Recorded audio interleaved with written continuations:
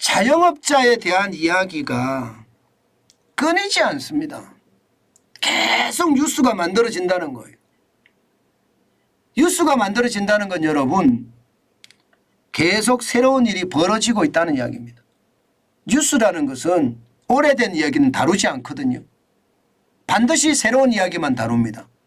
새로운 이야기가 다루는데 그런 새로운 이야기의 어떤 뉴스가 쏟아진다는 것은요. 매일매일 자영업계에는 어려움이 계속 커진다고 이야기할 수가 있습니다. 제가 일부러 찾아내는 게 아니에요. 제가 경험치로 실제로 제가 눈으로 보고 듣고 여러분들에게 자영업자의 소식을 들려드릴 때도 가끔은 있습니다. 그렇지만 제가 아침 시간에 이렇게 말씀드리는 경우는 잘 없습니다. 아직까지 없었던 걸로 기억합니다. 안상훈 원장님하고 함께 진행하는 이슈 저격에서는 그런 이야기를 하지만 아침 시간 이 시간에는 반드시 지표를 가지고 제가 설명을 하거든요. 그런데 지표가 계속 다른 지표가 나온다는 계속 다른 지표가. 그 정도로 말입니다. 자영업자들의 위기는 굉장히 어렵다는 이야기가 되는 거예요. 자, 여러분 이 지표 한번 보세요. 폐업할 돈도 없다. 진짜 폐업할 돈이 없느냐.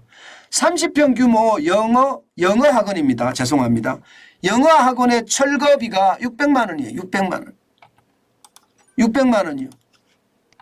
여러분 영어 학원의 철거비가 600만 원인데 여러분은 600만 원이 적은 돈이십니까?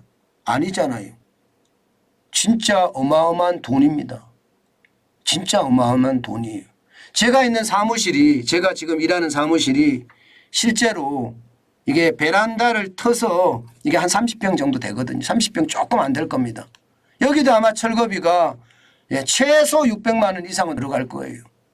그러면 여러분 철거하기가 쉽지 않죠. 철거하기가. 게다가 새롭게 설치하려고 그러면 또 어렵잖아요. 이게 여러분 600만 원도 싼 거예요. 싼 거예요. 실제로 말입니다. 이분이 말입니다. 여기저기 업체를 알아봤더니 A 업체는 1000만 원 이야기하고요. B 업체는 600만 원 이야기하는데 B 업체를 선택했다는 겁니다. 인원 5명의 인건비가 1000만 원 정도 들어가니 아유 죄송합니다. 이게 잘못 썼네요. 인원 5명의 인건비가 100만 원입니다. 100만 원. 100만 원입니다. 이게 1000만 원이 아닙니다. 100만 원입니다. 하루에 한 20만 원 되고 사무실 철거 비용은 하루 만에 대부분 다 하잖아요. 그죠? 100만 원입니다. 이게 잘못 썼습니다. 100만 원 정도 들어간다고 가정을 했을 때 여러분 600만 원도 굉장히 싼 가격이라는 거예요. 철거업체들이 이야기하는 것을 듣고 있으면요. 그러니 여러분 어떤 분들은요. 폐업을 포기한다고요. 폐업을 포기한다. 왜 폐업을 포기하느냐. 버텨보자는 거죠. 버텨보자는 거죠. 어떻게 하든 내가 버텨보자. 그럼 버텨보는 게 어떻게 하는 거예요? 결국은 말입니다. 자영업자들이 남는 시간에 서빙 알바도 하고요. 대리기사 알바도 하고요. 그리고 말입니다. 이 배달 알바도 하고요. 어떻게든 뛰어다니면서 월세를 메꾸면서 버텨보자 이렇게 생각하는 거예요. 어떻게 하든 뛰어다니면서. 어떻게 하면 뛰어다니면서 버티면서 메꿔보자 이렇게 생각하는 사람들 진짜 많아졌다는 건 여러분 저는 자영업자들의 충격이 굉장히 저는 크다고 생각합니다. 무엇보다 제가 크다고 생각하는 건요. 이 자영업자들의 고통이 커질 수밖에 없다고 생각하는 건요. 이 철거비도 철거비지만요. 철거비 무서워서 폐업 신고 안 하는 거예요. 폐업 신고 안 한다. 철거비 무서워서 안 한다. 실제 이런 일이 있을 수 있고요. 문제는 철거비가 실제로 무섭겠습니까? 그게 아니라 결국은 정책 자금 받은 거 있잖아요. 적게는 1, 2천만 원에서 많게는 1, 2억까지 정책 자금을 받았습니다. 정부가 내주는 정책 자금. 이거 만만치 않습니다. 지금 말입니다.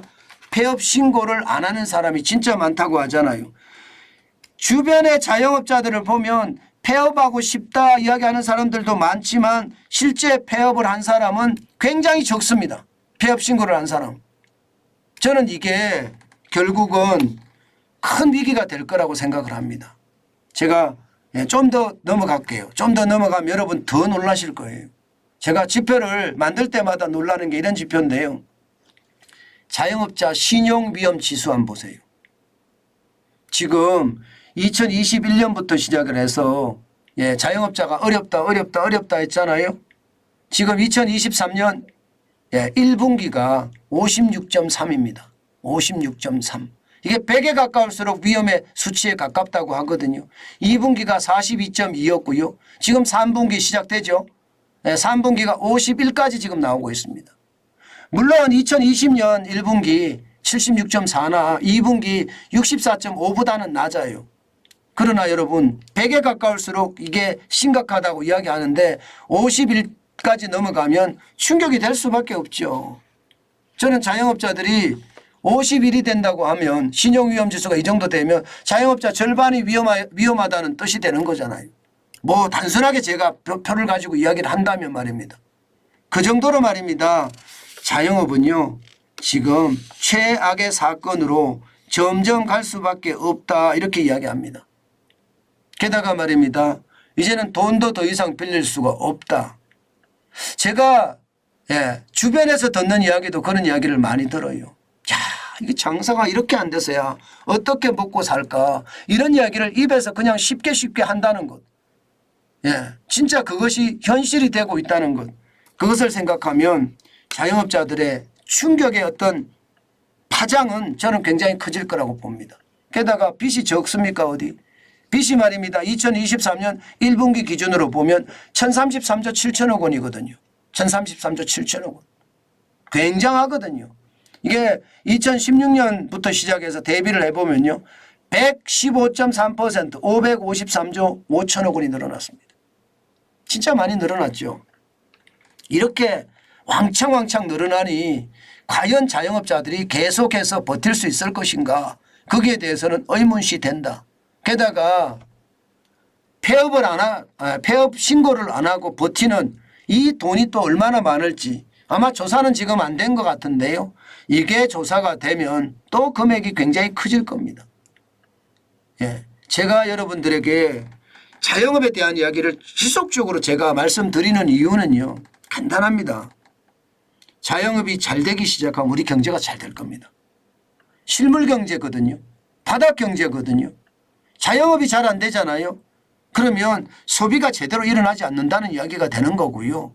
소비가 제대로 일어나지 않는다는 것은 기업이 생산을 덜 할 수밖에 없다는 이야기가 되는 겁니다.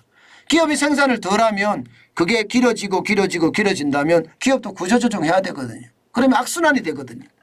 제가 그래서 국밥집을 3년 동안 운영하면서 제 스스로 배우고 터득한 게 그거예요.